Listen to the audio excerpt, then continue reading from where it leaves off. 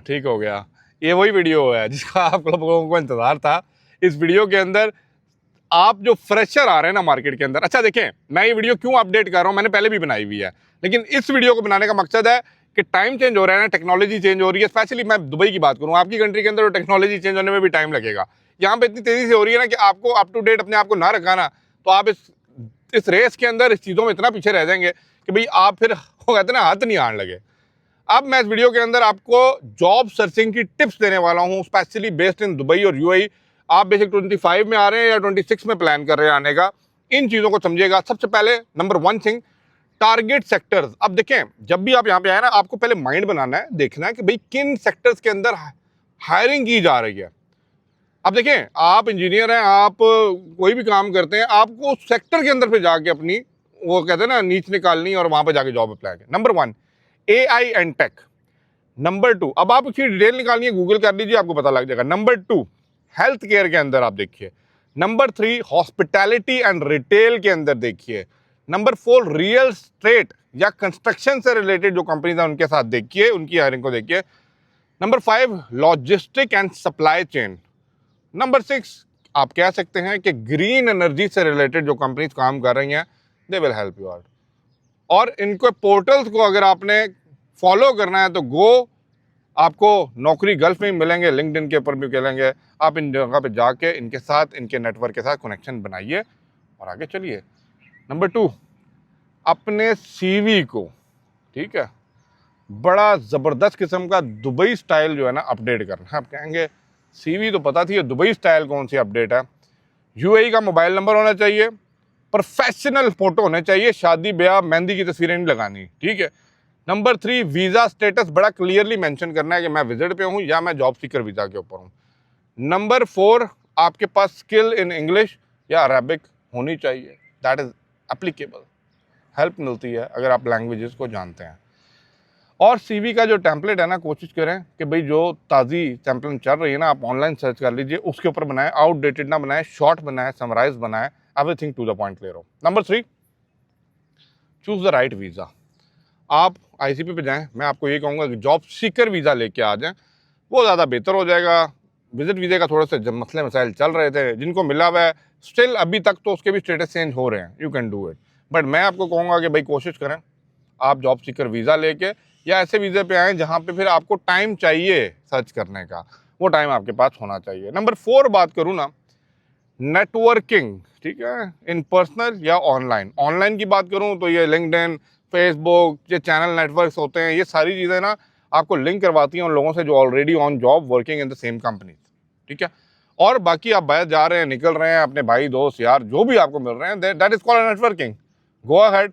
UAE job seekers अगर आप लोग हैं और इन 2025-26 देख रहे हैं, तो फिर आपको ये करना पड़ेगा।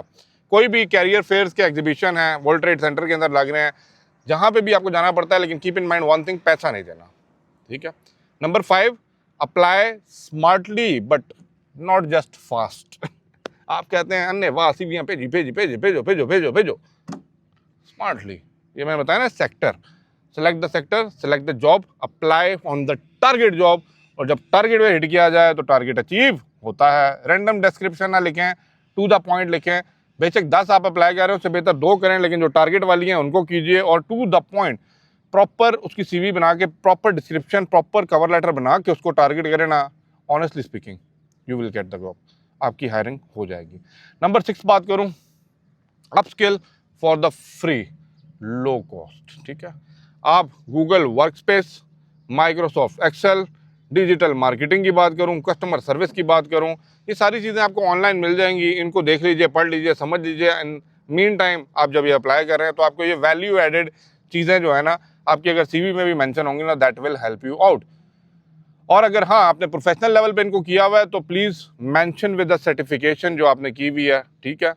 अब रही बात 7 पॉइंट की, prepare for the common interview question. अब इंटरव्यू पे जाते हैं, सबसे बड़ा प्रॉब्लम ये होता है कि हम लोग जब अपनी कंट्री से आ रहे होते हैं ना, तो वो झाका नहीं खुला होता। जो यहाँ पे लोग होते हैं वो फिर भी ब्रेक क्रैक कर लेते हैं। नंबर 1 जो क्वेश्चन आ सकते हैं, इन क्वेश्चंस को माइंड में रखिएगा। Tell me about yourself, why Dubai और वाई दिस कंपनी, ठीक है, what visa you are on, ठीक है, सच बोलना है। गलत बोला तो गेम ओवर। नंबर 8, अवॉइड स्कैम। ये जो कहते हैं ना एजेंसीज बनी हुई हैं, रिक्रूटमेंट एजेंसी बनी हुई है, इनके पास जाके पैसे नहीं देने। हायरिंग के लिए अगर आपसे कोई पैसा मांगता है 250, 300, 400, मैं भी लगवा देता हूँ, 1000 रुपया दे दो, उल्टे पाँव वापस आ दीजिए, आपको वहाँ पे काम करने की ज़रूरत नहीं है। और ऐसी रेड फ्लैग आप लगा दीजिए अपने जीमेल के ऊपर, मैसेज आएंगे, ईमेल आएंगी, जब आप किसी भी वेबसाइट पे बजेंगे ना, स्कैमर हर जगह बैठा हुआ है, हर कंट्री में बैठा हुआ है। तो आपको ये समझना है कि उनका वारदात डालने का एक ही तरीका है, पहले तो आप कोशिश करें कि पहले ये कंफर्म कर लीजिए ऑन कॉल कि भाई ये रिक्रूटमेंट एजेंसी है या डायरेक्ट कंपनी है। अगर तो डायरेक्ट कंपनी है, गो अहेड। अगर रिक्रूटमेंट एजेंसी है तो भाई नहीं जाना। हाँ, कुछ हैं जो विदाउट फीस आपसे लिए काम कर रही होती है, तो उनसे पहले कंफर्म कर लें भाई मेरे कोई चार्जेस तो नहीं है। अगर वो बोले हाँ 250 रुपया, नहीं जाना, जाना ही नहीं है। आप कहें ना नहीं चलो ट्राई कर लेते हैं, जाना ही नहीं है, खत्म बात। मैं सिंपल इसके बड़े खिलाफ हूँ। नंबर 9 की बात करूँ, stay in affordable area.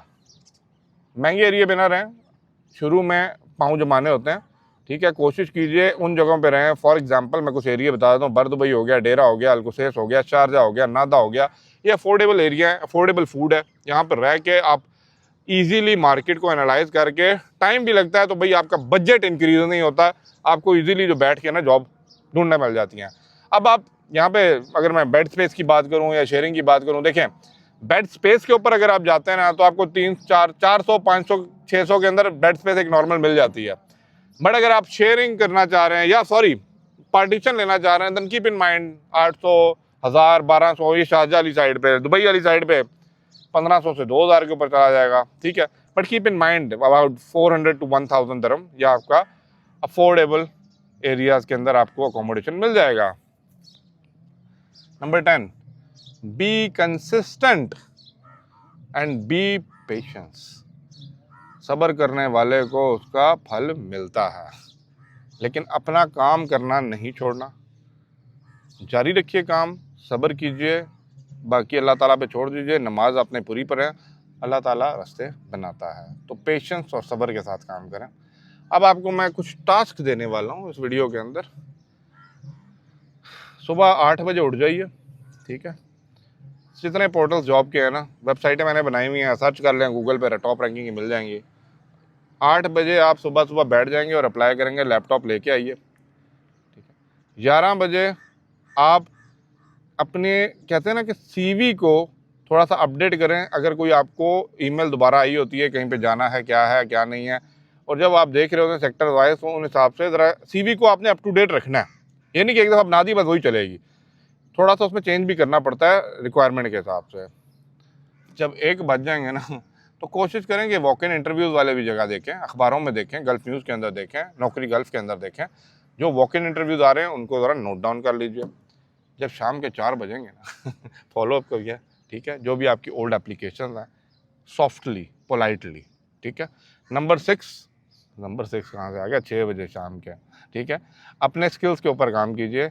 Online YouTube खोल लीजिए, कोई भी कोर्स है ऑनलाइन है, वर्कशॉप है, आप सोशल मीडिया को लर्न कर रहे हैं, मार्केटिंग को, डिजिटल मार्केटिंग को, तो देखिए, सर्च कीजिए। ये हेल्प करेगा आपको ना सिर्फ इंटरव्यूज क्रैक करने के लिए, बट आपकी स्किल को एडवांस करने के लिए। बाकी आपके जो भी मेरे क्वेश्चंस हैं, जो आपको लगता है कि आपको मैं आंसर कर सकता हूँ, मुझे डेफिनेटली बताएं। जो मेरी हेल्प है, अली भाई हाजिर है हेल्प के लिए, बट उसके लिए जो दिल से करने के लिए आएगा, सिर्फ मोंडे पे चढ़ के बंदूकें चलाने वाले लोग नहीं। इंपॉर्टेंट वीडियो थी, इसको शेयर करना तो बनता है यार, इतनी रिस्पेक्ट तो चाहिए। अल्लाह हाफ़िज़।